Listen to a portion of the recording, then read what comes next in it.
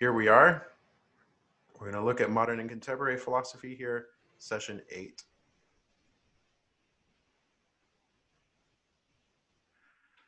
So a brief outline here. We're going to look at the beginnings of modern philosophy, starting with Descartes and the distinction between the inner mind and the outer world. This becomes important for modern philosophy all the way up to our present time. The trends of rationalism, empiricism, and idealism, what those mean and what main philosophers they're associated with. Then moving into contemporary philosophy. Now, contemporary philosophy refers to a particular period, although the dividing line for that period is a little bit fuzzy. So I'll show you in a moment where we're going to start with as far as the philosophers in contemporary philosophy. So modern and contemporary here have a somewhat technical meaning in a historical, in the sense, from the perspective of historical philosophy, or the history of philosophy, I'm sorry. So contemporary philosophy, we're going to look at existentialism, the early existentialists, and that is going to be breaking away from major systems of philosophy and turning to the subject. Then we're going to look at other trends in contemporary philosophy, pragmatism, which is the quintessential American philosophy, analytic philosophy, phenomenology, structuralism, and postmodernism. And then we will, as I said, briefly look at the philosophy of Pope John Paul II. So here is the timeline I sent out before. And we're not going to cover nearly everybody on here, but I wanted to send this out just for you to have as a reference to see what other things are going on here. And we're going to be starting right here with Descartes. And then, and you can see here some key things leading up to that. The Reformation, of course. Here's Luther, Henry VIII, Calvin, Council of Trent here. Bacon is really we're looking at the scientific revolution here, and Galileo. John, can you hear me? My video stopped. I can hear you, yes. But I have no video. It's black. Am I the... Then you just... Yeah.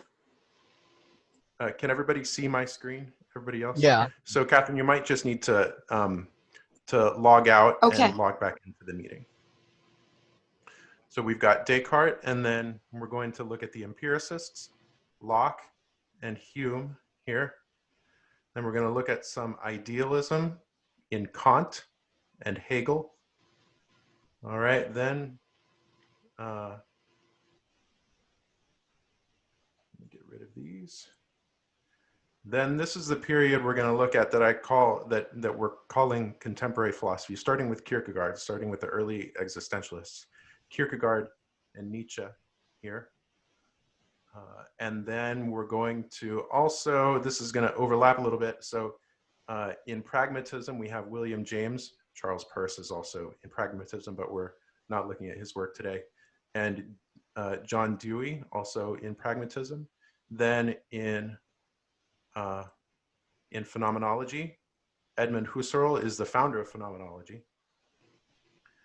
All right, another major phenomenologist after him, some of them you'll hear mention of Scheler a little bit later. Heidegger is a major one, but we're not really talking about him today. In analytic philosophy, we're going to look a little bit at Bertrand Russell, G.E. Moore, and especially Wittgenstein.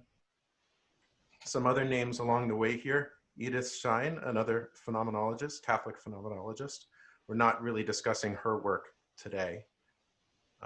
And then, of course, John Paul II. Also not on here is Pope Benedict, and we're actually going to start off by looking at the passage from Pope Benedict that was in our reading, this excerpt from the Regensburg Address.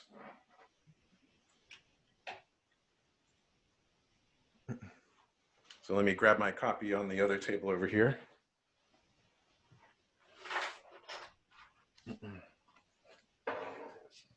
All right, so this is just the very end. This is the conclusion of Pope Benedict's Regensburg Address. And it's the end of a long critique of modern scientific reason.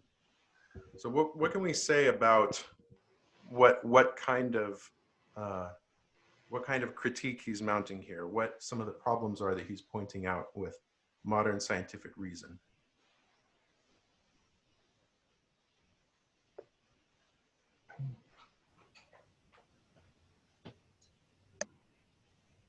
Well, one thing, if you go down the first paragraph, and he says we will succeed if doing so only if reason and faith come together in a new way, if we overcome the self-imposed limitations of reason to the empirical falsifiability,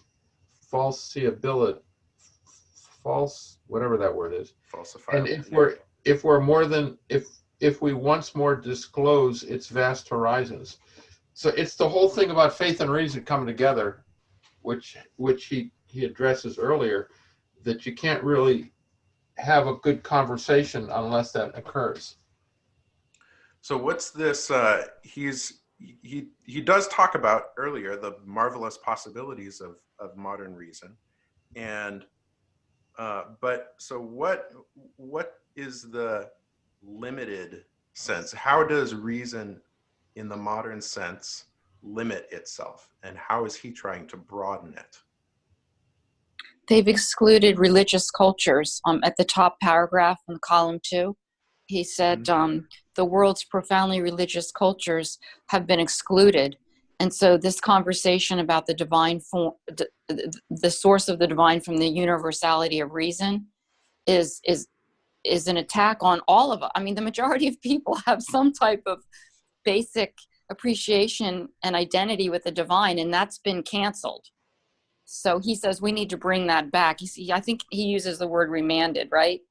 You know, we got to send it back into the conversation. Did I get that right? Yeah. So he's what he's trying to do is recover a broad sense of reason that pervaded throughout history until and basically until the period of where scientism became a major trend. So with scientism came the idea that what reason is what is determined by the empirically falsifiable, which means truths that you can falsify by empirical, in other words, physical, natural, scientific testing. The consequence of that is anything that is not an empirical, natural science fact is not part of reason. It's literally unreasonable, literally meaningless. And that so metaphysics. That would include all of metaphysics yeah. and all yeah. all religious truths. It would include ethics as well, although some modern philosophers have attempted to find a source of ethics from a naturalist standpoint.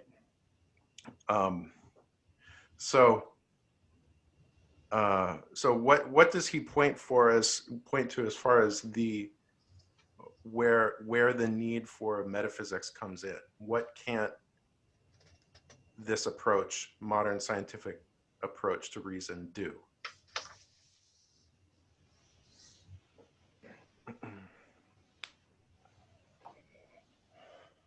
Well, he talked about the nature of God, and I thought that would turn off a lot of people. He says because you have to act with, he uses the word logos, to the breadth of reason, and that is where the nature of God is, to listen to the insight of religious traditions and of all humanity. But I thought that discussing the nature of God is like taboo. So this is because that quote that he mentioned is actually from an earlier part of his talk. It's from a story he relates earlier in his talk, and he uses that story to kind of frame the whole discussion. So as Pope, of course, he is not afraid to talk about God. But what I'm really looking for here is what what is the limitation of scientific reason? Why, even if we set aside the fact that it doesn't admit metaphysics as reasonable, what can't it do? Are you saying that science or empiricism can't assign any values to anything? Can't give any moral implications? It just simply says, this is. It doesn't say anything about what ought to be or what should be. Well, that's certainly part of it. How about in this part in the right-hand column, he says, modern scientific reason, with its intrinsically Platonic element, bears within itself a question which points beyond itself and beyond the possibilities of its methodology. So in other words, what he's talking to here, as he mentions later too, that modern scientific reason must accept the rational structure of nature. But that begs the question for us, why is nature structured rationally? And scientific reason itself, as you're saying, Marty, it presumes that, it derives from that, it just states the fact about that. It can't say why. It can't address that fundamental question from the beginning of this whole seminar, from the beginning of philosophy itself, of why. Okay, great. We're gonna move on from here. I'm gonna bring my screen back up. Okay, into modern philosophy. So 3 schools or 3 trends within here: rationalism, empiricism, idealism. What is rationalism? Basically, it's the primacy of pure reason. It's finding truth by pure reason alone. Empiricism, on the other hand, says says that truth comes from the experience of the empirical natural world. Right? And then idealism, we'll get to that after we address these. So René Descartes. So we're going to keep in mind here that Descartes is coming at a time when there is a great upheaval in the intellectual community with the scientific revolution. So he's responding to these new advances in science and math, as well as political and cultural fragmentation at the same time. His meditations on first philosophy, his idea here is actually, even though he starts with a doubt, famously, his idea here is to combat skepticism. So this is not doubt as a way of life. It's a methodical doubt, which he wants to use to demonstrate the existence of God and the immortality of the soul. So this methodical doubt is a thought experiment, and so not a way of life, not like ancient skepticism where doubt was the way of life. And his point here is to find an indubitable foundation for all the sciences. He says, if I doubt and doubt and doubt until it's impossible to doubt something, that will be the foundation of knowledge. All right, and famously, he comes up with this cogito sum. Usually it's phrased cogito ergo sum, but in its first iteration, it's just cogito sum. I think, I am. We can compare this with Augustine much earlier in The City of God, when he is combating the ancient skeptics. He says, si fallor sum, if I err, I am. So that in his own way, he points out to something that's indubitable, although Augustine doesn't use that then as a foundation for all of his knowledge. So from Descartes, we get a mind-body dualism. This is the beginning of what most people just sort of take for granted these days, is that there is mind and body, that there is spirit and there is matter. But if we remember from the previous philosophical anthropology and philosophical psychology, the spirit and the matter aren't separate. In order for matter to be at all, it has form. It has something spiritual, something invisible. Sounds Manichaean. I'm sorry? It sounds Manichaean. Anakian, is that what you're saying? Manichaean. Manichaean. There may be echoes of that in here, although certainly not intentionally. As far as Descartes' epistemology, some of the best ways to characterize it are by representationalism. So ideas represent real things. In other words, we don't have quote unquote direct access to the things themselves. Whereas with Aquinas, we don't know ideas, we know things, right? We encounter real things in the world.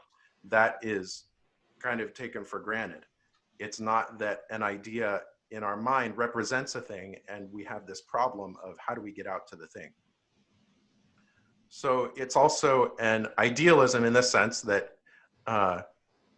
that what we're talking about are ideas and not things themselves. He has a twofold aspect to our ideas. On the one hand, there's the formal or the actual reality. So ideas exist as a mode of thought.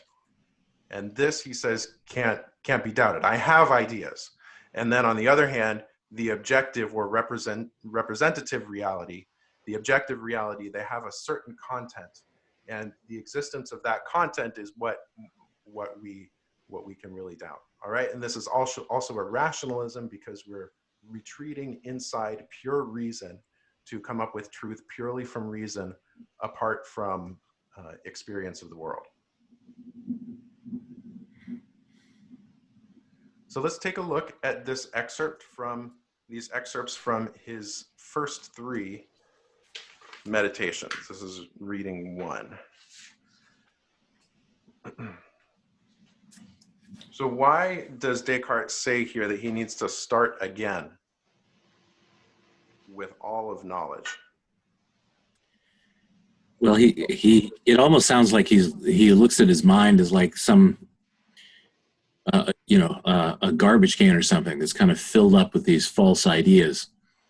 And he's decided that the only way that he can sift out the truth from what's false is to just empty the can and start over again. Yeah, I think that's an excellent description of it. In introductory material to the meditations, he also mentions that one of his reasons for doing this is that even though philosophy has been around for so long, there is still so much disagreement about basic principles of philosophy, and this is a scandal to him. So he says, if I'm just going to throw it all out because I can't trust it, and start from the beginning. And then we have this point which I just mentioned about. This is his point about the Archimedean point. So Archimedes said that if he had one firm and immovable point, he could lift the world.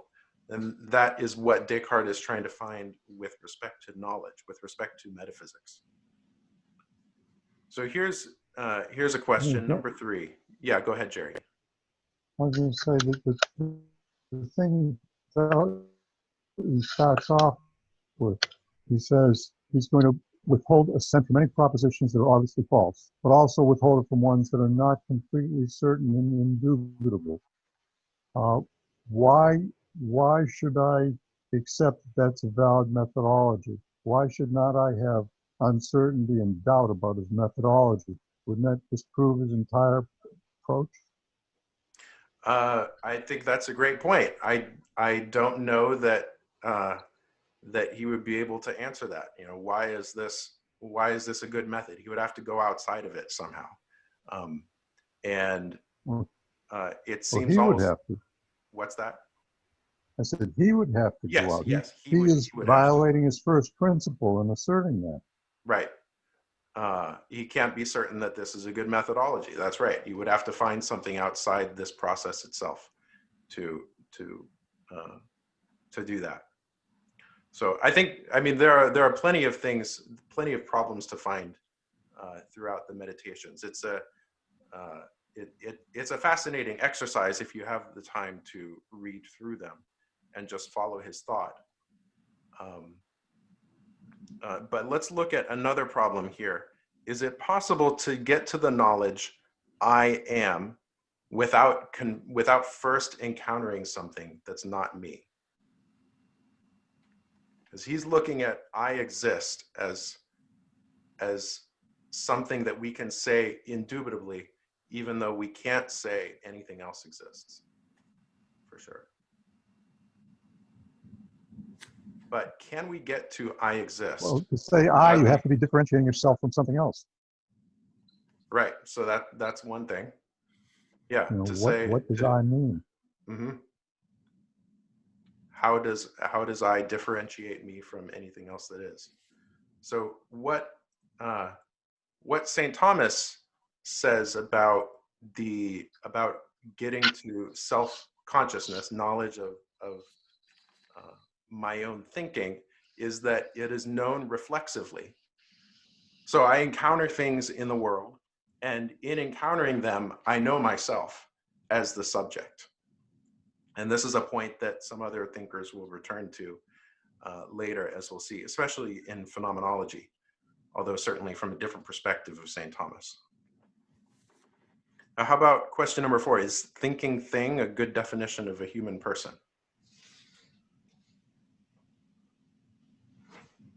Into the machine.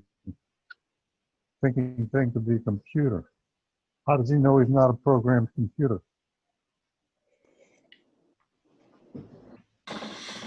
All right. It depends on what the definition of thinking is. What is thinking? He doesn't tell you. Or what is the thing, too? For that matter. What is I? Right. Is he trying to prove his own self-consciousness, or what is he trying to do with that statement? What he's trying to do is get to the bare, basic statement of first of what is not doubtable, and this is where he gets to the cogito: I am, I exist, and then from that he derives this idea of what he is. He can say at least that he is a thinking thing. Is he denying his concrete body, and is he minimizing himself just to mere perception? Or is he saying that he does have a concrete brain, and that brain, that's where I am grounded in my existence, in the operation of my brain? Is that what he's saying? He does later affirm, for different reasons, the existence of the body, but 2 points on this. First, in order to get to this point, he is doubting, just above this, he is doubting the existence of all of his bodily features. Right at the top of this page, you see that. Right. So he says, He's treating himself as an angel. No, he's simply saying, I cannot trust whatever I see, therefore even my body, I can't absolutely trust it's there. He's reducing everything down to what can I not deny, and I cannot deny that I'm thinking. And so therefore, at the bare minimum, he's saying, I am a thinking thing. Got it. And then from there, he'll try to go, all right, now that I know this, where can I go with this? Yeah, that's great. So if you go on in the meditations, he goes on to explain why he thinks he can affirm the existence of the quote unquote outside world. But at this point, he is not there yet. So he's trying to start from the very bottom, and then build up for there. When you say he's not there yet, the very fact he's expressing it has gone outside of his mind. Yes, I mean, that's another aspect of it too, is that language is something that presumes the existence of another. Language is also something which, if you see what he's disregarding, you should be disregarding that because it's something that's been learned. Well, it's a circle. Well, yeah, I think there's some legitimate concerns about that here, although we'll also take into account the fact that I've deleted quite a bit in our excerpt here that probably makes his discussion here look worse than it actually is. So if you get a chance, I encourage you to go back and read it. For now, we're going to go on.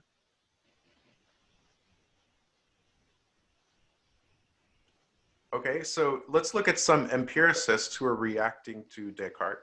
John Locke, most famous, of course, for his political philosophy and his second treatise on government, and the quote, the fact about life, liberty, and property, as he puts it, which is later life, liberty, and the pursuit of happiness in our founding documents. So Locke denies that there are innate ideas. Now, for Descartes, there were innate ideas, which are things that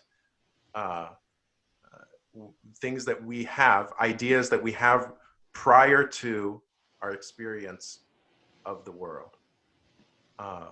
But again, he is still in what we would call representationalism, in the sense that the objects of thought are ideas that represent things.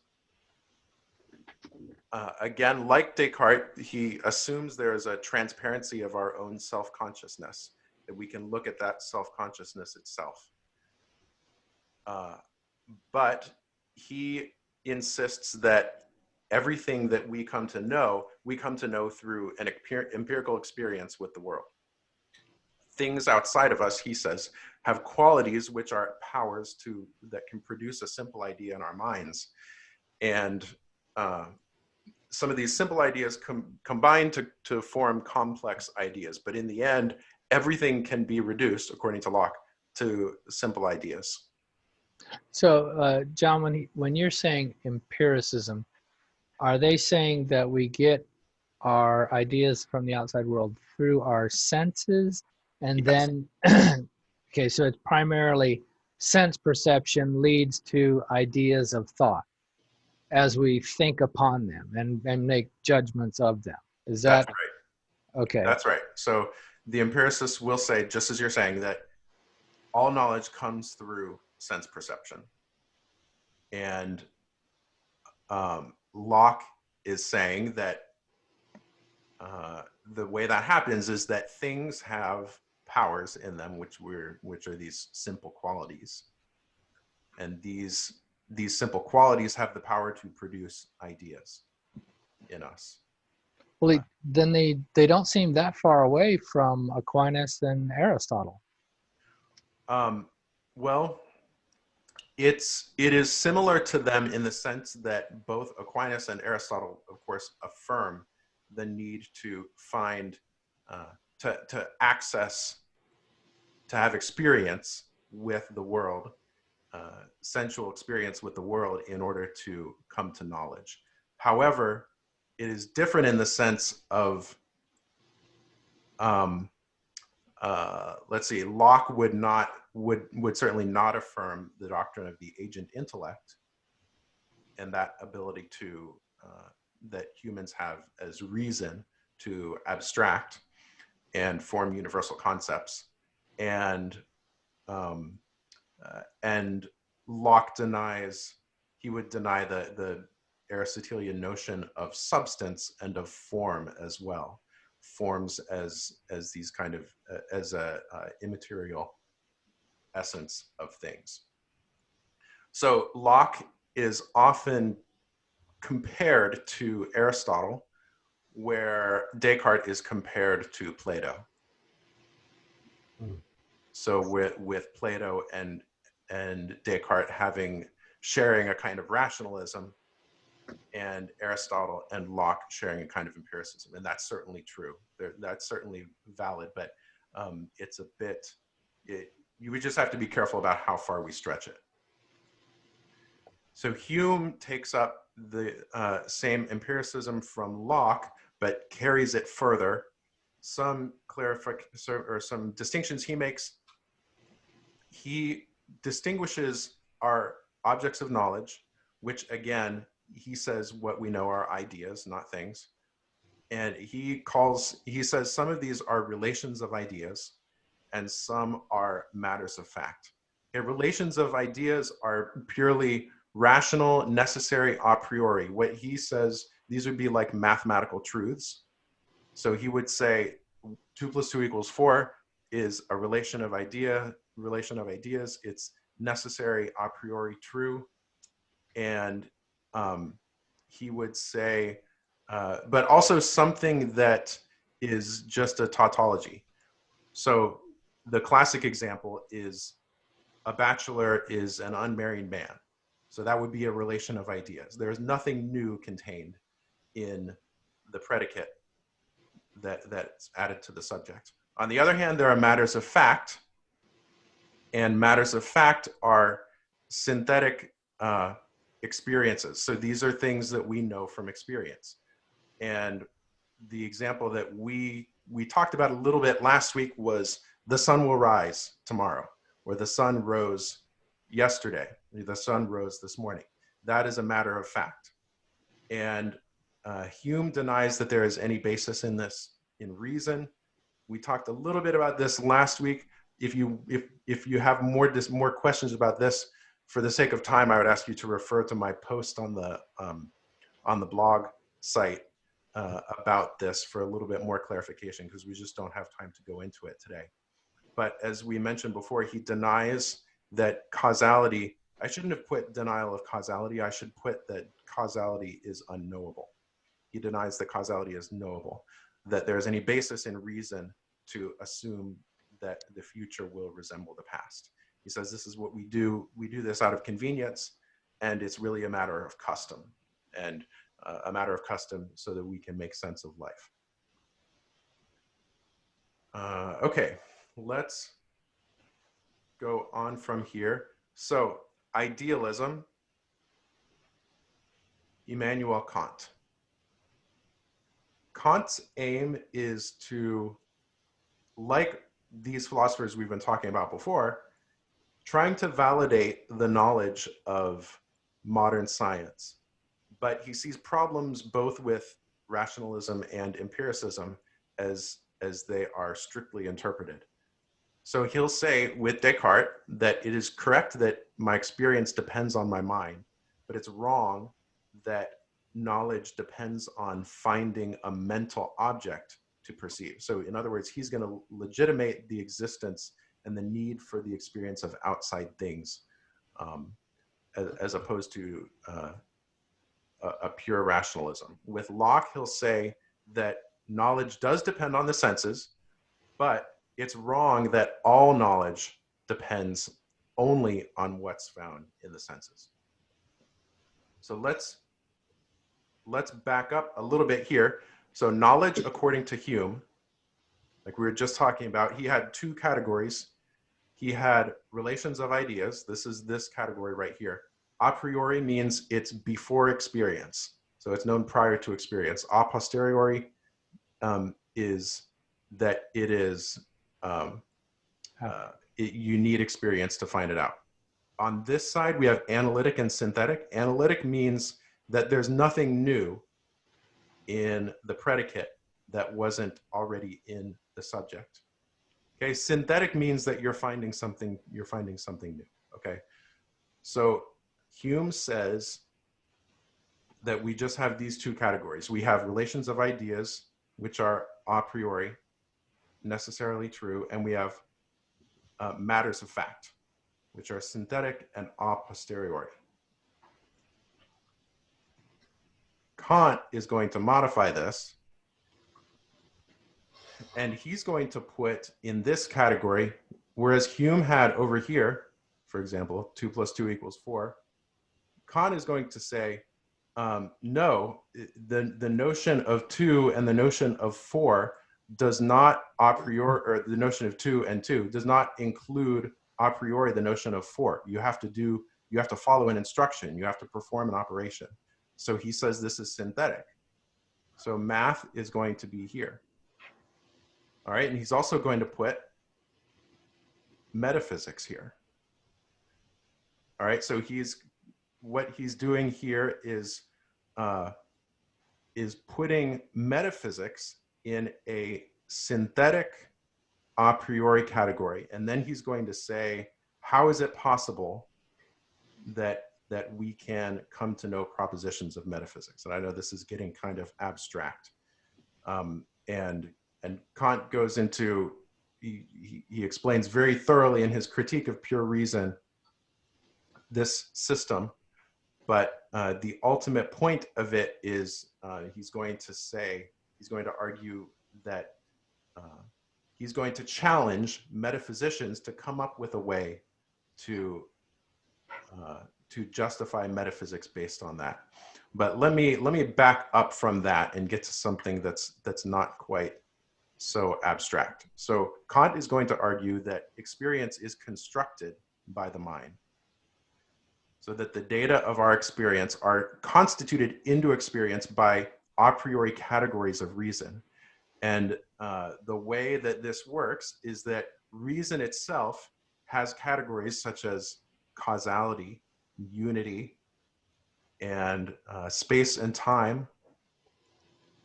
And we encounter phenomenal experiences, in other words, sense perceptions. And these are constituted into experience by the reason. So what Kant calls this is, he calls this his Copernican revolution. And the reason he does that is, if you think about with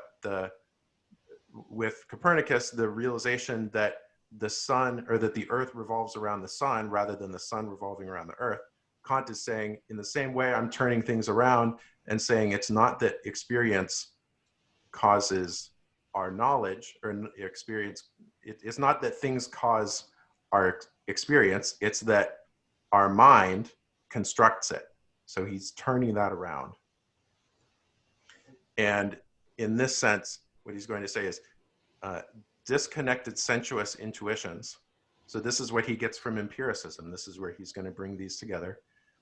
That we have this kind of flow of sense experience that's not ordered.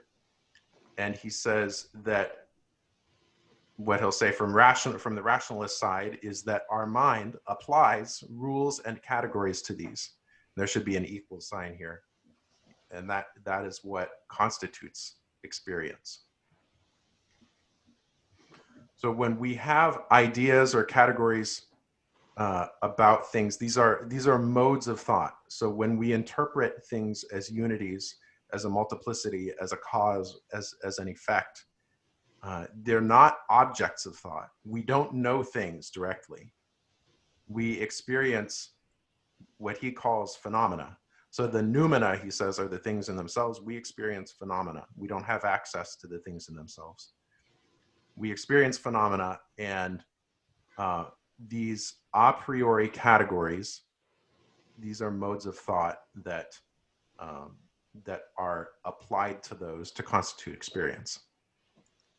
What he's going to argue here is that objects of metaphysics, and what he reduces these to are three things: the world as a whole, the soul as an absolute subject, and God as an ultimate principle. He's going to argue that that the categories of reason cannot apply to these, that they can't be applied to the objects of metaphysics. So he says, quote unquote, traditional metaphysics is not possible.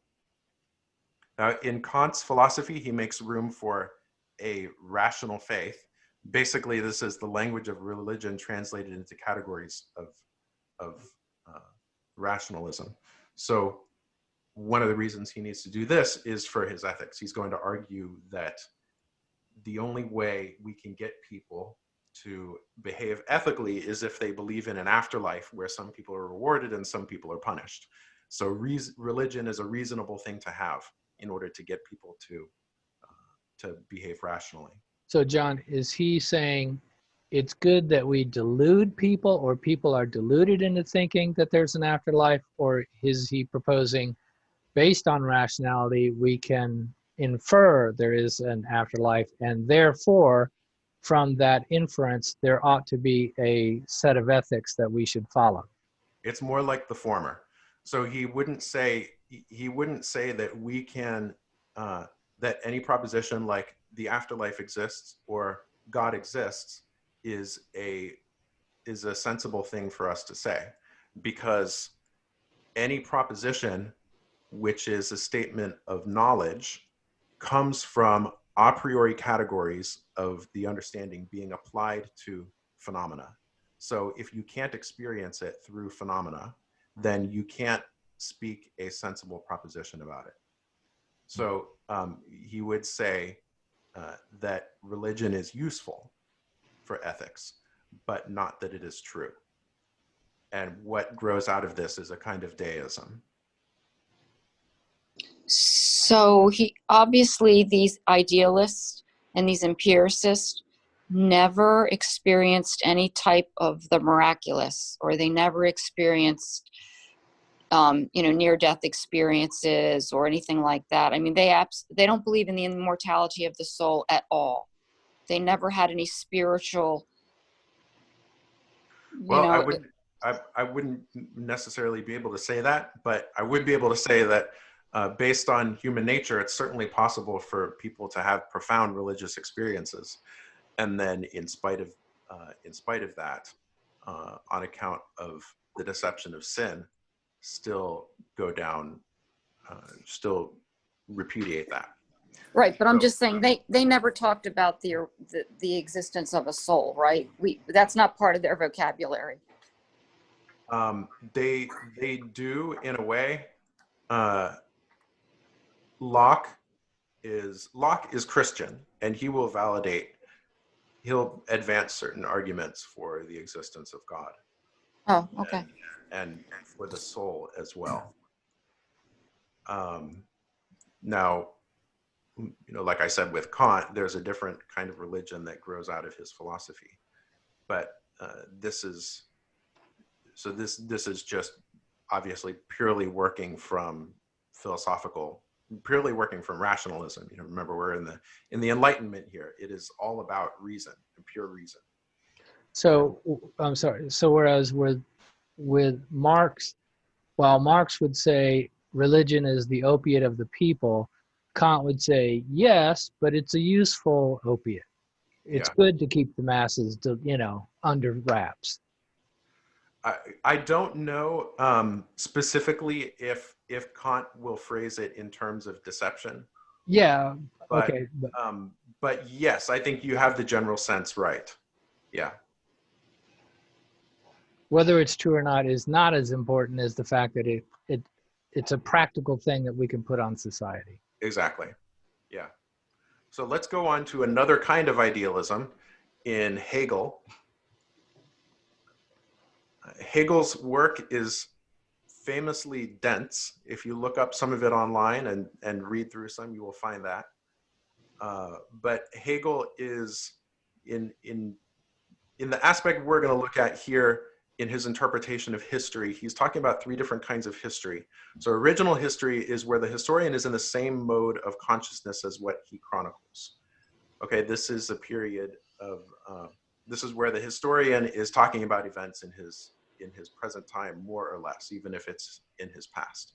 But he shares a kind of experience and consciousness with what he is talking about. Reflective is where the historian puts some kind of moral or critical concept on past events, some sort of interpretation which in a way separates him from the historical events, and in a sense raises him up as an interpreter, putting on those events something that the original historian wouldn't have the insight to see. Then Hegel says there's a philosophic history, which sees all of history through one idea that drives it. He calls this idea reason or spirit or idea. And so all of these events have their greater part, have their part in a greater whole. So I mentioned these, I have these points: thesis, antithesis, synthesis. So he sees the unfolding of history operating in these three ways. The thesis is kind of the way things are going, our present mode of consciousness. Then there is some kind of antithesis, some sort of struggle, some sort of conflict which interrupts that process. There's a new synthesis as a result of that, a new mode of cultural consciousness, you might say, cultural self-consciousness. This becomes a new thesis for the process to start all over again in a particular culture. So let's see where this goes in the long run. So how does spirit operate through history? Spirit unfolds using the passions of individuals to achieve its ultimate end. And as he puts it, these individuals are sacrificed on the slaughter bench of history. So this is Hegel's theodicy. We talked about theodicy last week, right? The idea of justifying God in the face of manifest evils in the world. He talks about a quote unquote world historical individual. This is someone who accomplishes something great for the purposes of history far beyond this person's personal ends. So this person has some great power, some great passion, some great idea that they are following for themselves, probably for selfish ends. And in the judgment of his present time, the world historical individual is violating moral rules. But historically, this is a key point. This is the point of antithesis before a new synthesis, which is the progress of history. So historically, he says, this person is worthy of our admiration because that conflict is a sign of a new, more advanced age to come. So examples he gives, Napoleon, Caesar, and they can only be justified retrospectively. So in other words, I can't justify my manifest transgressions by saying, I'm a world historical individual. I can do this sort of thing. That can only be determined retrospectively by the philosophic historian. The ultimate goal of this process is the state. The state is the ultimate end in itself.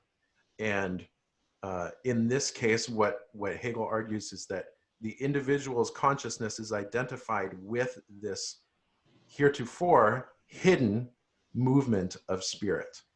In other words, at this point, there is no more antithesis. And religion is part of this process, but again, there's not an absolutely true religion. Religion is the spirit's manifestation according to the particular genius of the people. So one state's religion is not going to be the same as another state's religion. Now let's look at a quote here that goes back to this idea of his theodicy and the world historical individual. He says, the world historical individual is not so unwise as to indulge a variety of wishes to divide his regards. He is devoted to the one aim, regardless of all else. Now, that one aim is something that individual wants. It might be power. It might be some great pleasure. It might be wealth. Whatever it is, he doesn't know that he's being used as a tool of spirit. So then he goes on, it is even possible that such men may treat other great, even sacred interests inconsiderately, conduct which is indeed obnoxious to moral reprehension. But so mighty a form must trample down many an innocent flower crushed to pieces, many an object in its path. And he goes on, the particular is for the most part of too trifling a value as compared with the general. Individuals are sacrificed and abandoned. The idea, that is spirit or reason, the idea pays the penalty of determinate existence and of corruptibility, not from itself, but from the passions of individuals, from his introduction to his philosophy of history. So he has a grand system, and the individual's meaning is not so important. What matters is the system. This is important because this is what the next philosophers we're going to look at are going to be reacting to. And insofar as he constructs a grand system that unifies psychology, history, philosophy, religion, art, etc., Hegel is really the last to do this. Then when we have the modern turn, or the contemporary turn to the subject in our next segment, then we'll see some reactions to that. So questions, comments before we go on from Hegel? Well, I just have a quick question. The system, does he mean the government? The state? The state is the government? The state is not just the government, but it would include the government, but the people as well. So he wouldn't restrict state to mean the government alone. So you're saying it's the unified popular consciousness. Yes. Okay.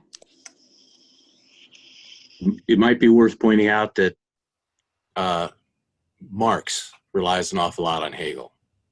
That's right. So Marx's own his own description of his philosophy is that he takes Hegel and turns it on his head.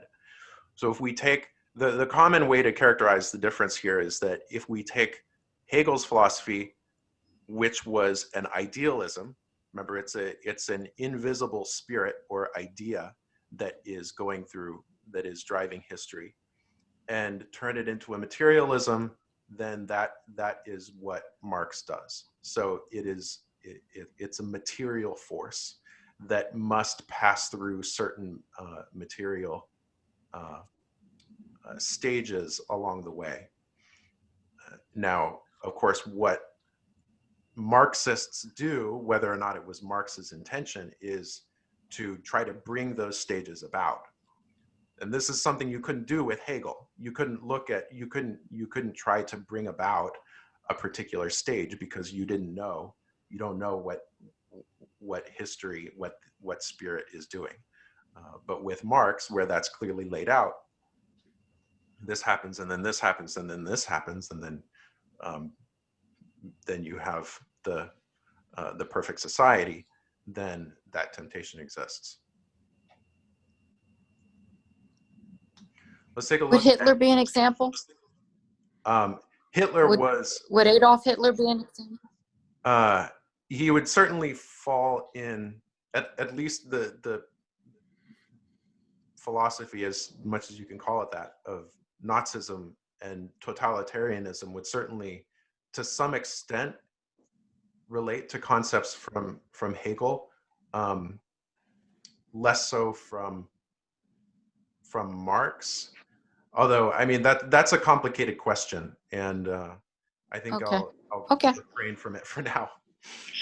No, that's fine. Two existentialists we're going to look at, Kierkegaard and Nietzsche. These are both we can look at as reactions to Hegel. Kierkegaard was Danish, and he was really he had a fairly small audience he was writing for, mainly Danish Lutherans. He was reacting to the Hegelian influence on Danish Lutheranism. His philosophical idea is that we need to return to Socrates. Philosophy, as in Socrates, is a commitment of the whole person, not a rationalist idea. And the way he says this is, I need to reintroduce Christianity to Christendom. He distinguished, as we saw a bit last week, between objectivity versus subjectivity. So objectivity for him is where the knower is separated from the known. The knower holds himself apart from what is known. With subjectivity, the knower is in some kind of essential relation to what is known. So this is different than you might tend to think with objectivity, with what's objective and what's subjective. What he has in mind with objectivity is Hegel's system, where the philosophic historian stands apart and constructs a grand system and interprets it, and then dusts off his hands, and the system is complete. And Hegel says, no, you have to live in it. It has to be part of your existence. That's where we get the idea of existentialism. I'm going to pass over for the moment, for time's sake, his discussion of the self, because it's a bit abstract and might take us down another road. So, but what we want to make a point about here with Kierkegaard is just that truth must enter my existence. I must live the truth, not just know the truth. And Kierkegaard wrote under a number of pseudonyms. And one of the reasons he did this is so that he could explore different perspectives. He could explore people who were at various levels along this continuum of objectivity and subjectivity, of being people of faith uh, or something less, without necessarily assigning himself to one of them. So Nietzsche is, in contrast to Kierkegaard, writing for a much larger audience. And again, in contrast to Kierkegaard, he's going to say Socrates is the problem. He says the whole tradition is corrupt. We need to find a new way to search for wisdom. He explains what he calls a genealogy of morals. He says that good and evil originally referred to strength, or good originally referred to strength and aristocratic standing. And he says now reason has been used as a tool for the weak to manipulate their way into power. He says that there's been a reversal of morals. So he'll very provocatively advocate a quote unquote immorality to restore noble values. So his explanation for this process is he'll use the word ressentiment and explain that as this particular kind of resentment where the impotent have a secret hatred of those who are strong, and they use reason and religion to weaken and manipulate them. So what he says is we have to spiritualize the passions. We need to get away from this idea that the passions are evil and need to be suppressed. Famously, he has a will to power, right? And that's quite characteristic of him. And famously, again, he has the Übermensch, the overman, right? Who is this man who will boldly live these aristocratic values of strength and virility, and boldly pursue his passions, regardless of what anybody else thinks, or regardless of who else is going to suffer as a consequence. So let's look at these excerpts from Kierkegaard and Nietzsche.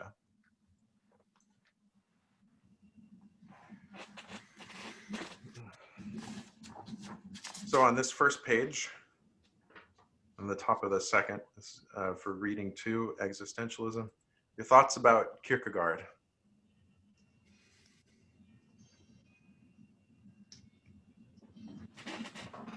Well, I think you might have mentioned this before.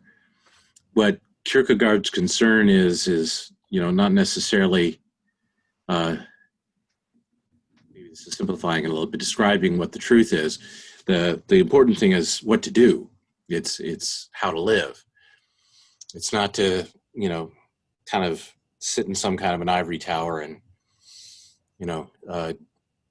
come up with systems of what real life is and never actually live.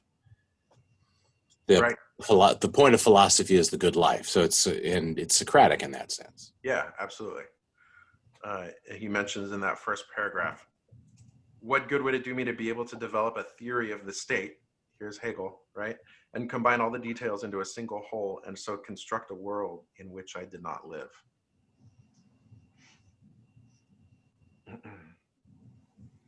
Did you enjoy these readings, Kierkegaard? I really liked them. Yeah, I thought he was good. Yeah, I find Kierkegaard very edifying.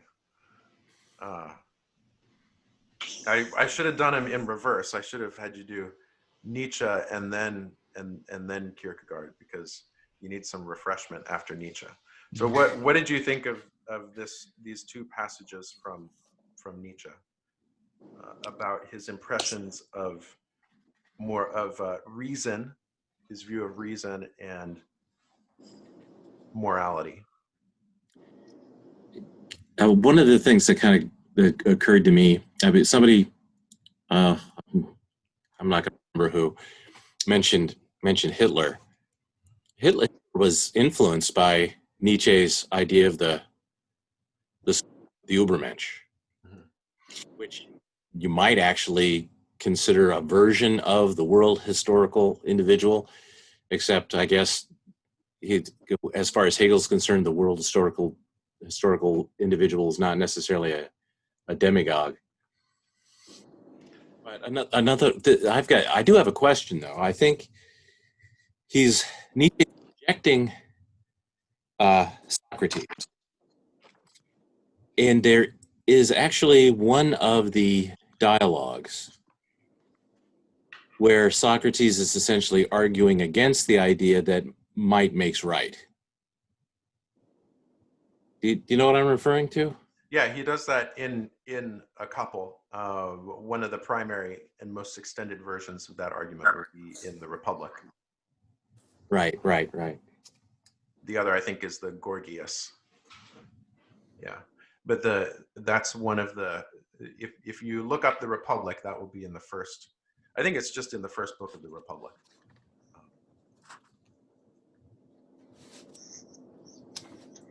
Yeah, so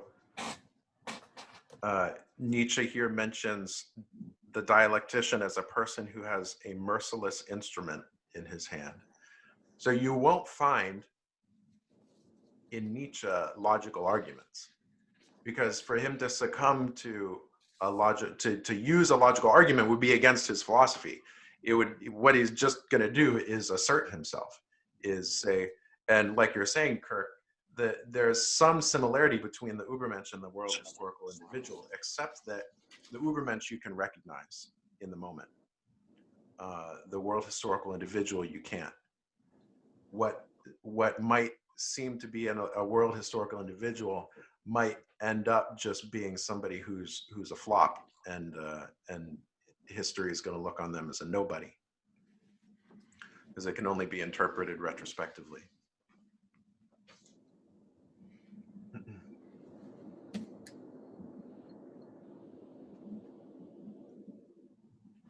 All right, let's go on. Oops.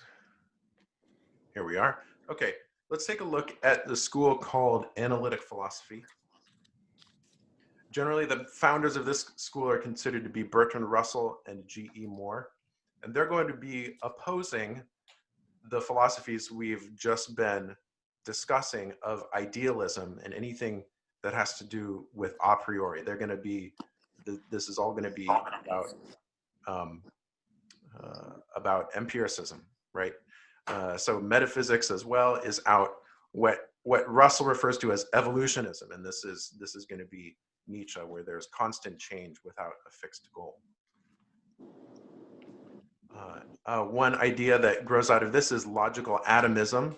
This is a way inspired by modern mathematics to, as Russell says here, his own words, substitution of piecemeal, detailed, and verifiable results for large, untested generalities recommended only by a certain appeal to imagination. So if you want to look at a large, untested generality, again, that's going to be Hegel.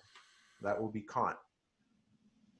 So what he wants to do is bring it down to very, very fine, specific technical problems, and that's why this is a logical atomism. We're looking at the smallest parts of logic. So he talks about Pythagoras, the two ways of looking at Pythagoras. There's Pythagoras, the mystic, who said it was for mystical reasons wrong to eat beans. And then Pythagoras, who's famous for the Pythagorean theorem, right? Whether Pythagoras actually came up with it or not is open to question.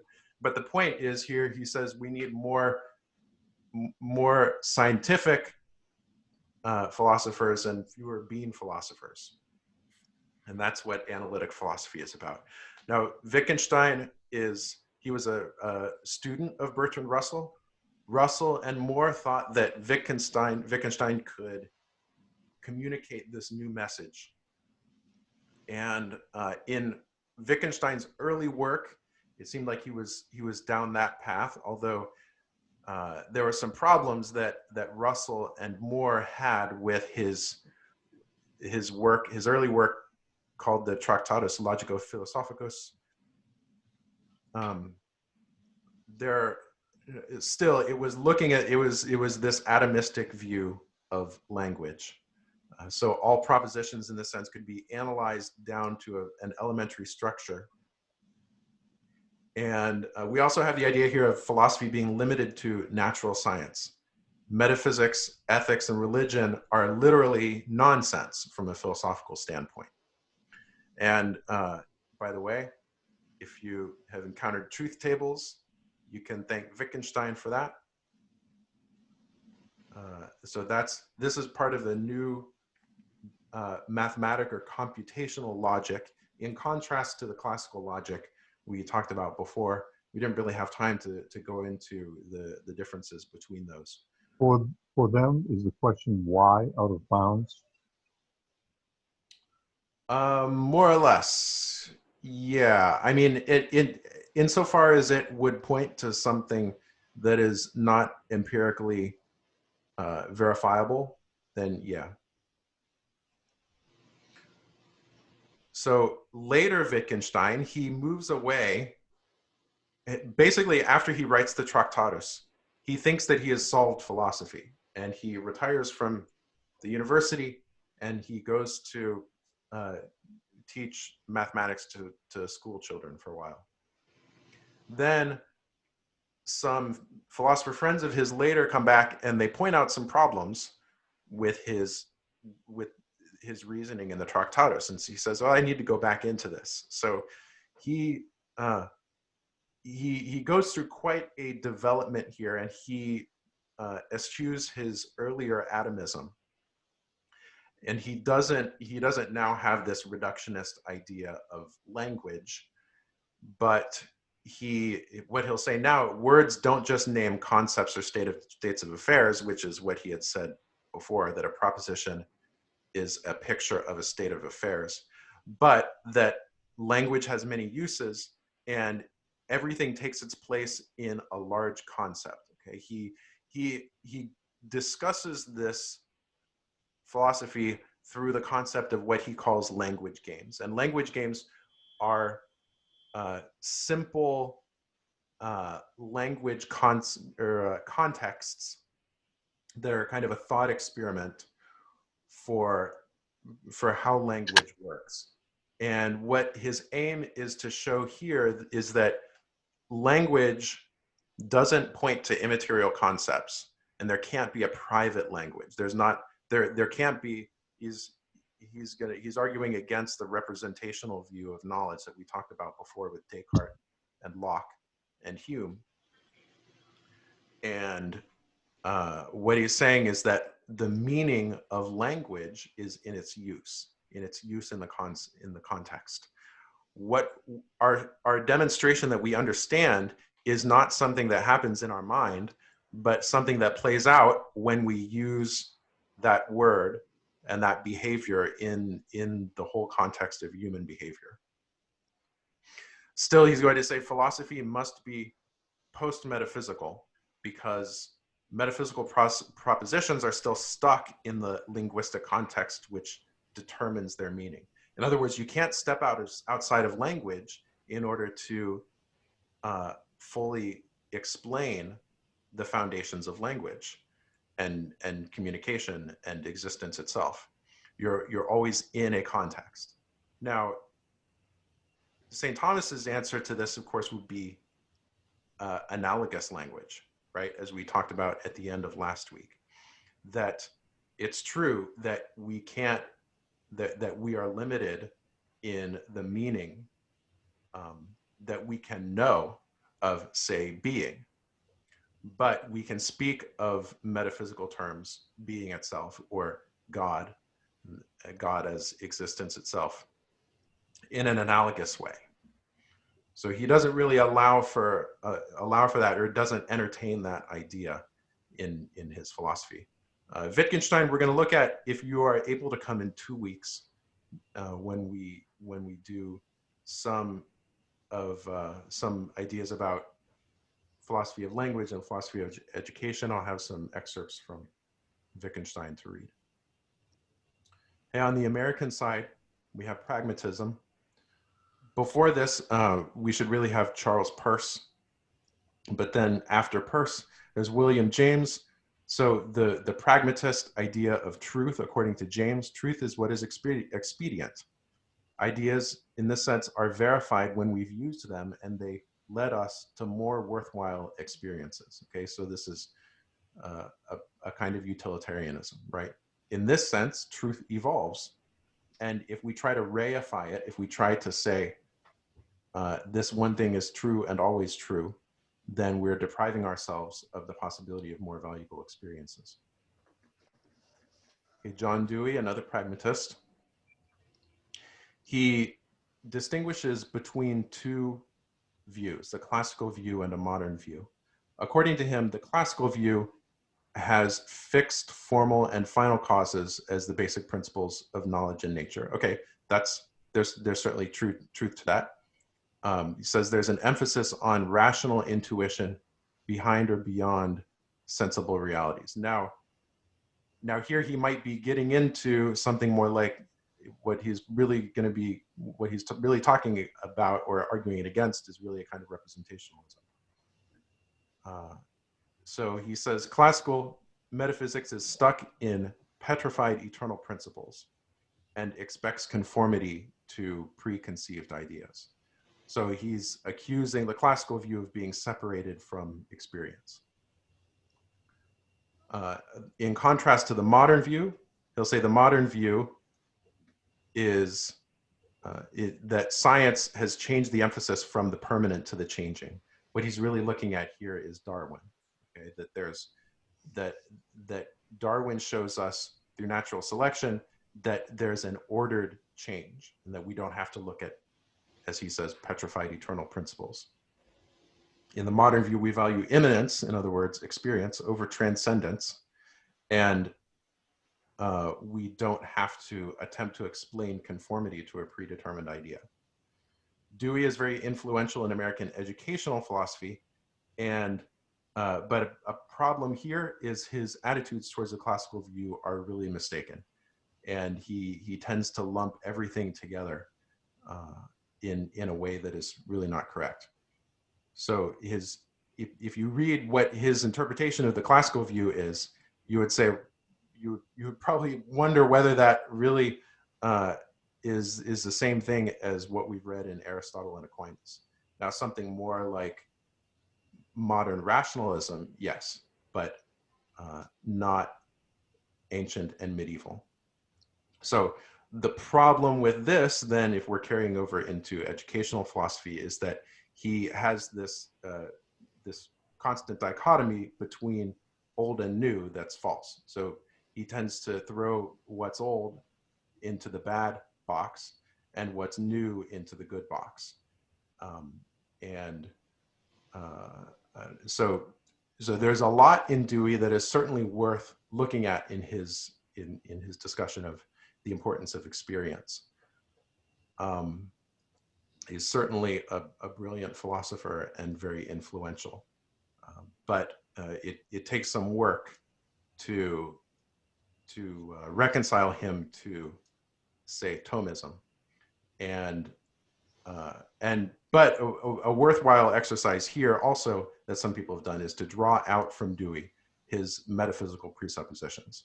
So he won't say that he has a metaphysics, but every philosopher has a metaphysics. You can't not have a metaphysics, even if you try to deny metaphysics. It's impossible to do so.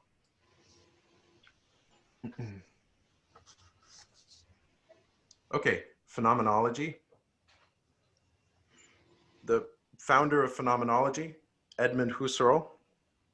So the reasons he did this, some of the basic reasons were to oppose the ideas of psychologism and naturalism. Psychologism being the idea that logic and math are just reducible to psychological processes rather than necessary truths.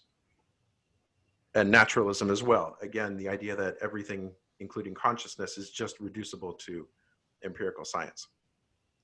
And in this case, he's looking to find a presuppositionless science. So we can go back to the Cartesian project, to Descartes' idea of finding that Archimedean point.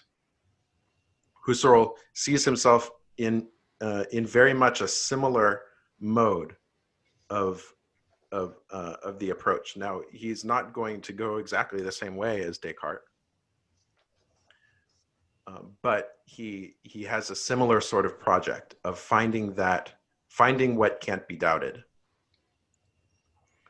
So this is an approach to philosophy that's based on our experience, And let's go through some concepts here.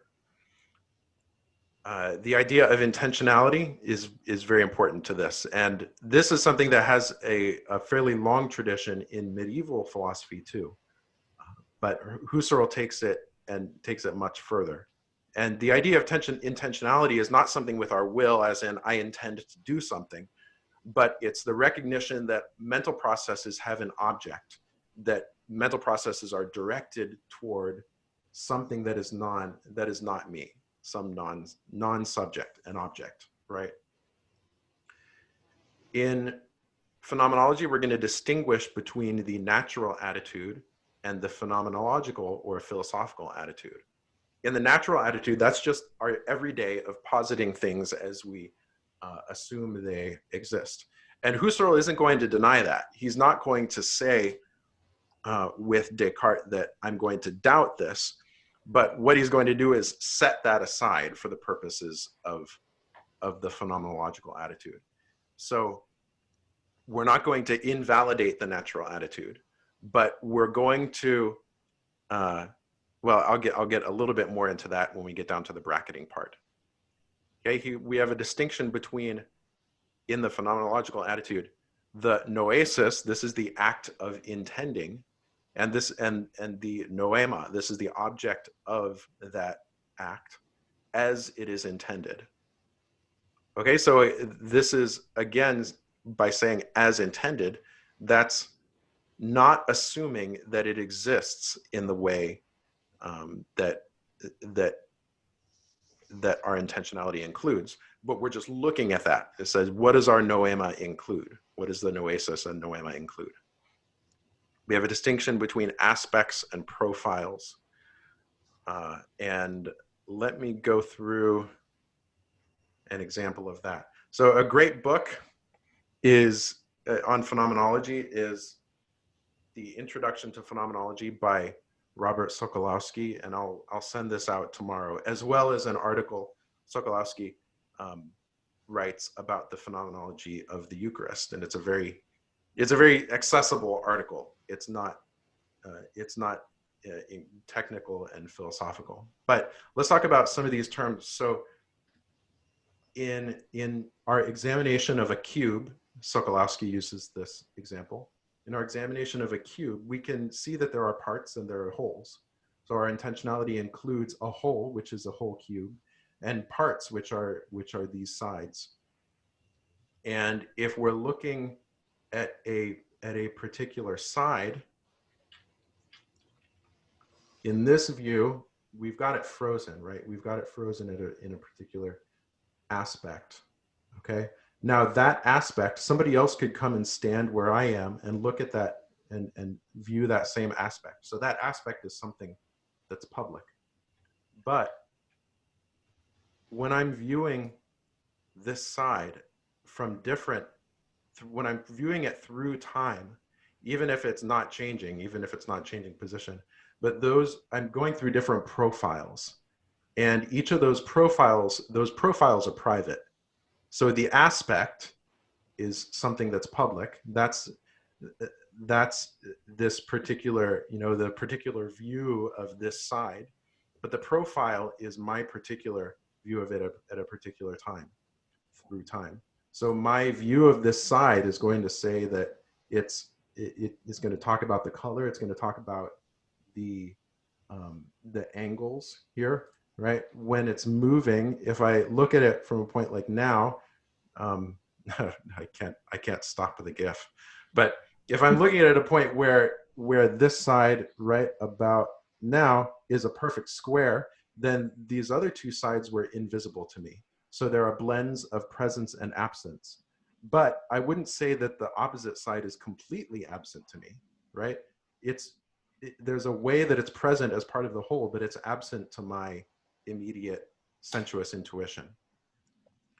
So these are examples of how a phenomenological description of something can work. These blends of absence and presence in different aspects and profiles in different parts that are in the whole thing.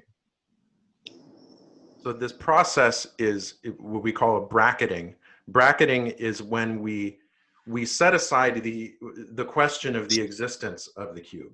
I'm not going to say with Descartes that I doubt the existence of the cube. I'm going to just look at what we usually look through. I'm going to look at that act of intentionality mentioned up here, that directionality of my knowledge, of my knowing, my act of knowing of this thing. Now, with traditional philosophy, some correspondence here. Husserl had an early motto, which is back to the things themselves. If we remember, starting with Descartes, we were questioning the things in themselves, right? With Kant, he says we don't have access to the things themselves. We just have access to phenomena, that sensuous experience of it. Husserl is going to say we're going back to the things themselves. So he's going to discuss ways that we can talk about the essence of things by bracketing what is changeable about it. And we do this by looking at our own experience of it and reducing it in different ways. So this is an approach that is picked up by quite a few philosophers in the century to follow. And we'll come back in a little bit to John Paul II and his approach to that. But first, we're going to look at structuralism and postmodernism. Before I do that, I kind of zipped through analytic, pragmatism, and phenomenology. Do we have any questions or comments on any of the things there? Well, I'm going to have to look at noesis and pneuma more, but is that Greek? And Yes. I'm trying to find ways to remember all this. I never heard those words before. Where did he come up with those? Husserl? Yes, it does come from Greek. I couldn't tell you precisely. No, okay. the meaning I'll of look these it up. words. Yeah. There's quite a bit of technical terminology in phenomenology. I'm just kind of scratching the surface here with phenomenology. So I wouldn't be too worried about that. It's more just focusing on what's the context or the content of our experience, what is the nature of our intentionality across a manifold of these blends of presence and absence and experience. Okay.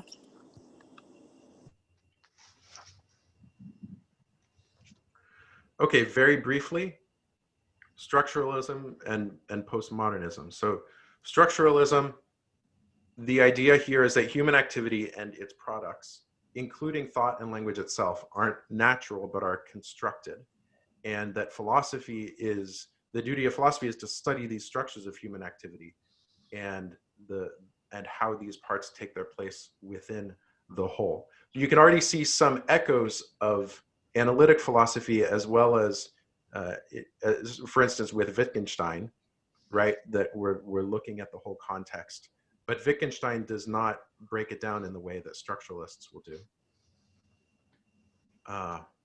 So meaning of something reduces to the place that a part takes in the structure. And this means that words do not have their own unique meaning. Some of the approaches, the studies that come out of structuralism are semiotics, which is a study of signs and how they communicate meaning on a number of different levels. And we should note that structuralism is non-humanist and it's certainly non-phenomenological. So it is not about the human, it's not about the human being, it's really about the structure. And also the subject does not originate meaning and activity, but inhabits meaning, inhabits the structure. So there's a kind of determinative aspect to the structure itself.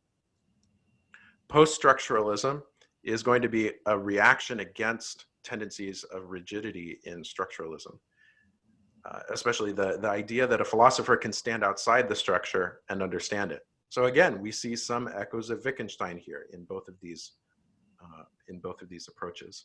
Now, it's also the case that that philosophers who are categorized as structuralists, post-structuralists, or deconstructionists wouldn't apply those terms to themselves. So this is still in flux, and philosophy will, over time, as it looks at its own history, certainly come up with more precise categorization. So here in post-structuralism, there's an emphasis on cultural formation of meaning and ideology. And this is what leads us to what we know as postmodernism. Some aspects I'll point out of postmodernism. There's really no unified way to describe postmodernism. So these are just some characteristics that philosophers who are known as postmodernists have often shared. There's a critique of rationality itself, of any kind of grand philosophical scheme. Skepticism for any kind of universal ideas, and the idea that knowledge, meaning, and values are purely socially conditioned.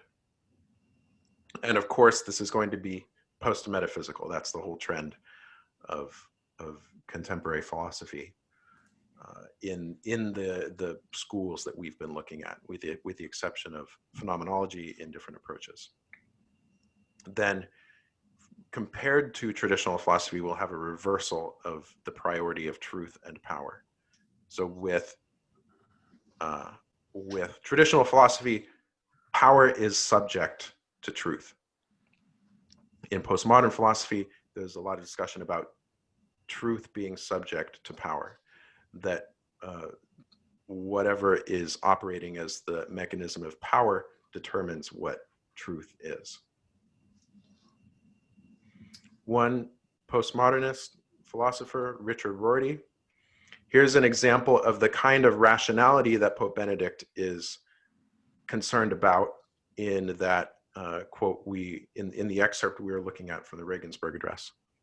When the individual finds in her conscience beliefs that are relevant to public policy, but incapable of the defense on the basis of beliefs common to her fellow citizens, she must sacrifice her conscience on the altar of public expediency. In other words, if you have a purely religious or ethical, a personal ethical justification for a certain public policy that does not extend, that cannot be translated to reasons that are secular, then basically shut up. You keep your religion to yourself. You must have a separation of what Rorty would characterize as non-rational, which is propositions of religion and metaphysics, and public reason.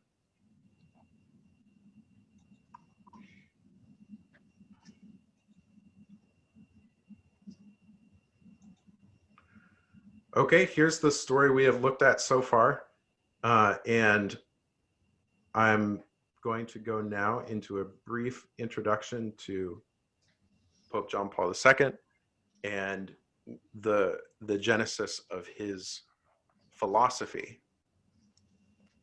So in looking historically and pedagogically, he is the philosophical grandson of Husserl through the Polish philosopher Roman Ingarden.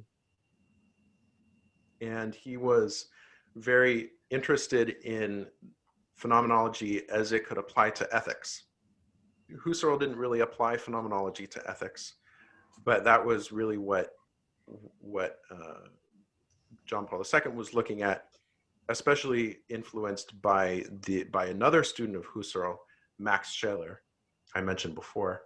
Scheler was a student of Husserl and disagreed with Husserl on several things, but he became the subject of the future Pope's doctoral dissertation for his philosophy doctorate, having to do with linking objective ethical principles to subjective experience.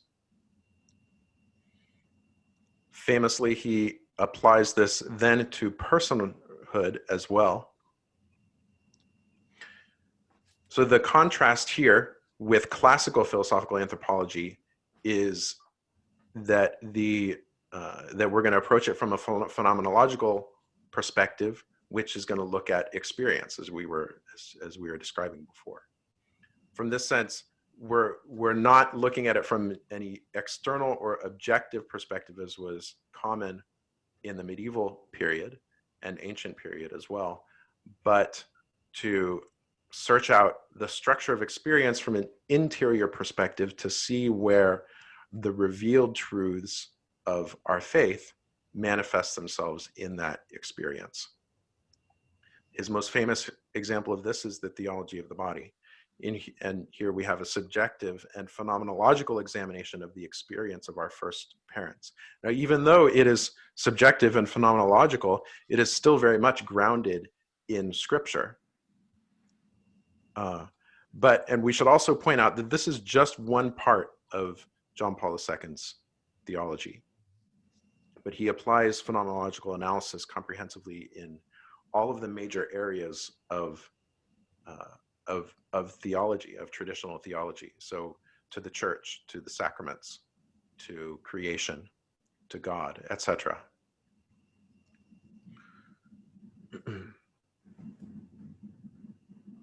So let's take a look at this excerpt.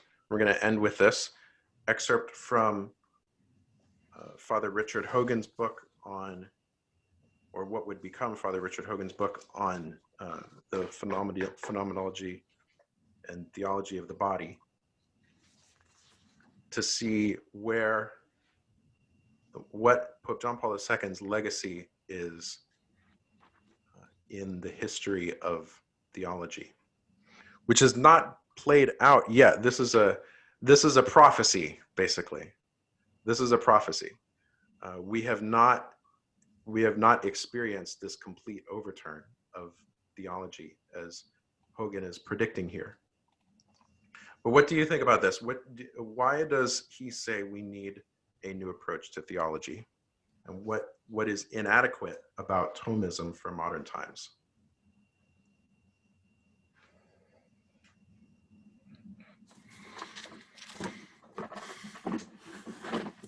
Well, pretty much from Descartes on, the subject, right? His basic premise is that the only thing I really know is my own subjective experience, my own, what's actually going on in my head. That's got to be my starting point, because that's the only thing I can't doubt, that I can't even that I am not even partially uncertain of. And I guess from the Enlightenment on down, that's what the perspective of most philosophers have been. So what about setting aside, oh, sorry, Jerry, were you going to say something? No. Okay. Setting aside philosophers, what about just everyday people? He says that modern people lack the vocabulary and the language of basic principles, and that he's inferring they don't have critical thinking skills. Basically, people today just emote. And I think we all experience right now, people don't even want to dialogue. They don't have the ability. All they have is their subjective experience and inductive reasoning. And it's all about me and my truth. So when you have that, then how can you dialogue? Yeah. So does this render Thomism useless for modern times? Well, personally, I disagreed, because I think that some of us old school people, I mean, I'm so grateful to learn about Aquinas and Augustine, and I need it.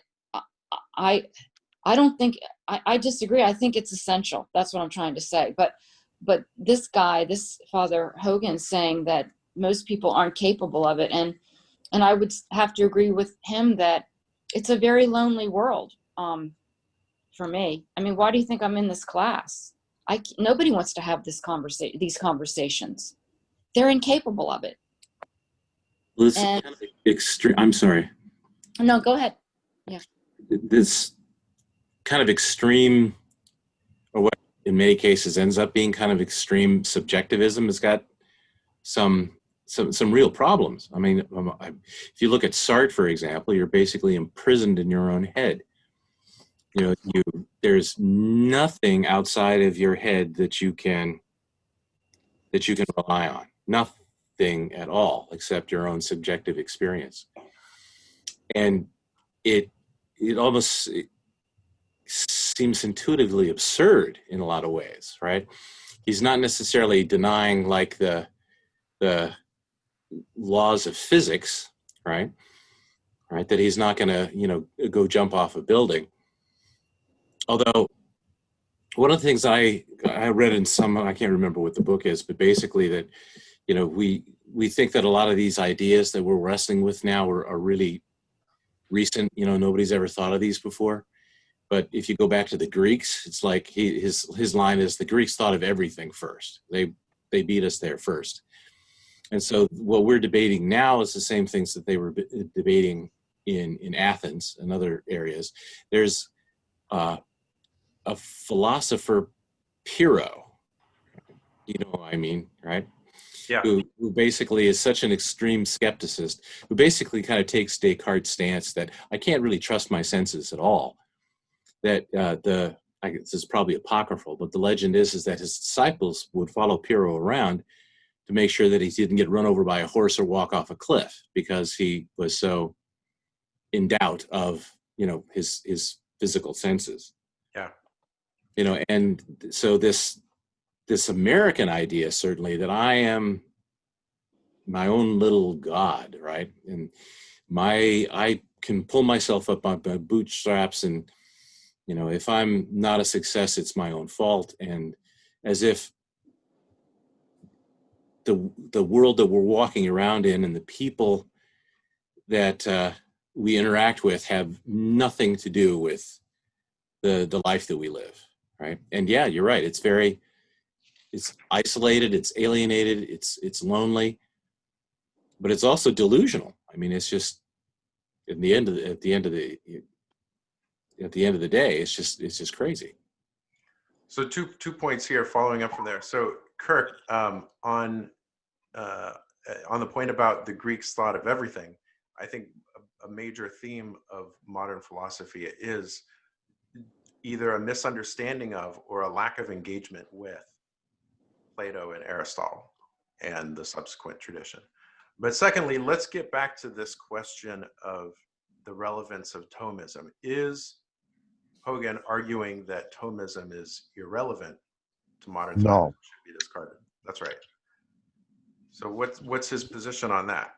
His argument is that Augustine and Thomas are both very, very relevant, but they existed at different times where the questions posed by people were posed in a different way and the societies were different, and that we need to find a method of taking the same eternal truths that they were preaching to preach to modern man. We have to meet modern man where he is. You can't sit down with Virginia and Washington, D.C. and say everybody will come in and take a course in Thomistic theology.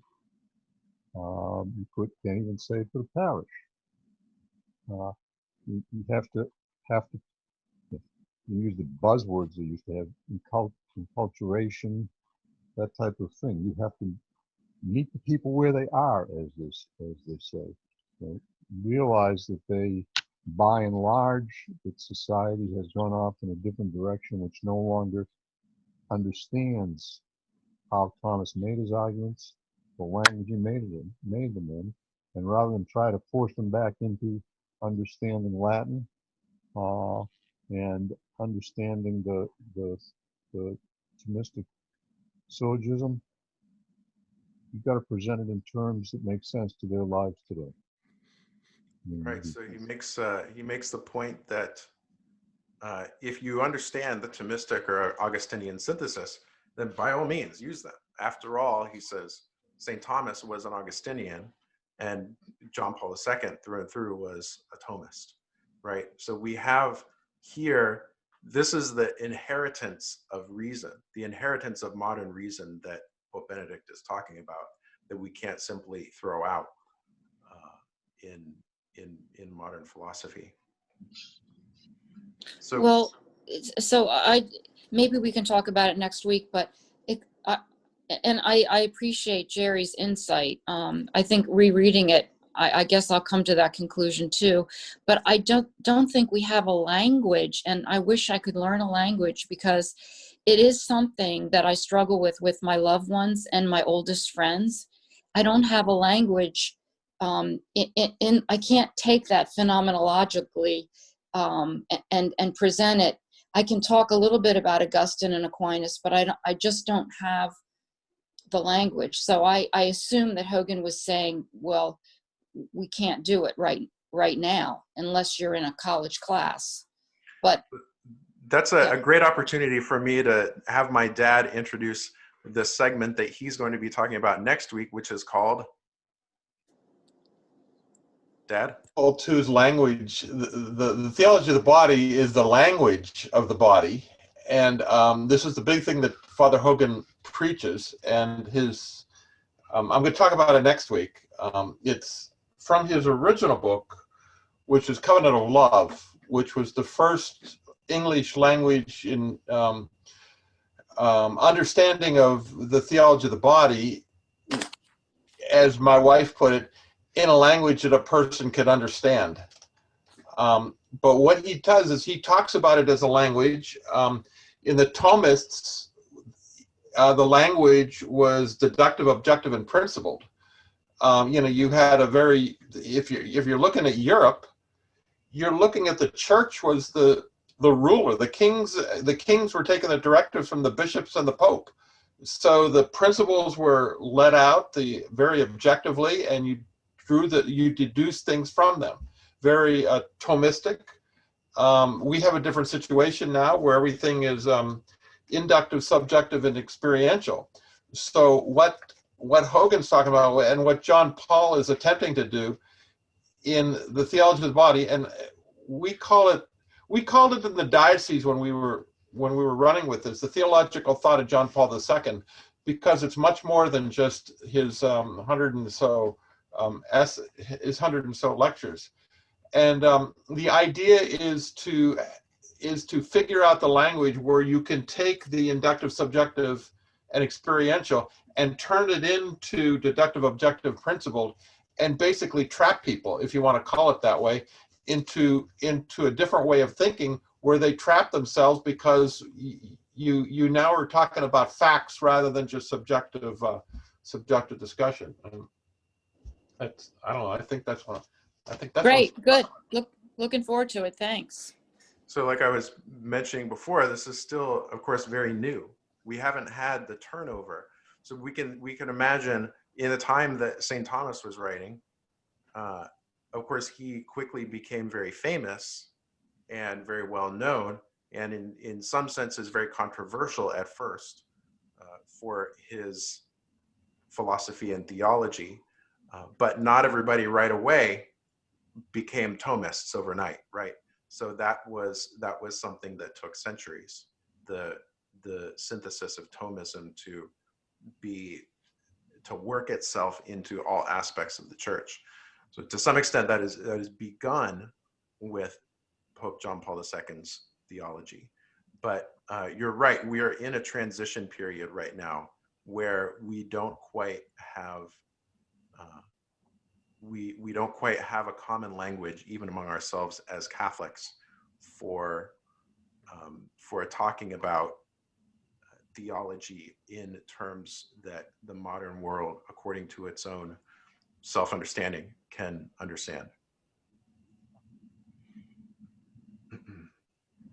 Yeah, it took the church until Leo XIII came along to recognize that the Thomistic philosophy was the philosophy of the church, and that was in the 1870s, something like that.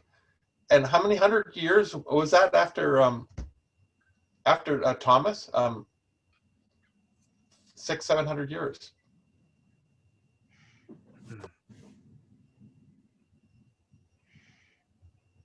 All right, well, any other questions, comments on the things we've covered today? We looked at modern philosophy, starting with Descartes and the approaches of rationalism, empiricism, and then idealism in Kant and Hegel, and then the turn to the subject in contemporary philosophy with existentialism and the other schools that followed from there. And then a bit about Pope John Paul II. So next week is it was going to be our final week. I tacked on another one, which I'll mention in a second. But first, for next week, we're going to be looking at applying some of the concepts we've looked at in philosophy to theology. So we're going to look at how the metaphysical concepts, especially, apply to, for instance, the sacraments and to the creed, and how St. Thomas talks about these. We're also going to be looking at some other approaches to theology using modern philosophy. For instance, as my dad just introduced, his segment on John Paul II's language of the body. And I will pick out a couple of other modern Catholic theologian philosophers and their unique approaches, which may have varying degrees of Thomism or existentialism or phenomenology or other schools of philosophy in them. Following that, we're going to have a bonus session, which is going to be it's going to be a bit different. I'm going to send out the reading for it tomorrow, a couple weeks in advance, because it will be longer than usual. And it's really going to be all discussion, pretty much. I'm not going to put a presentation together, but I'm going to send out some passages to read on philosophy of language and philosophy of education. And we're just going to discuss those passages in light of everything else we've looked at through the seminar. So any other questions, comments before we go?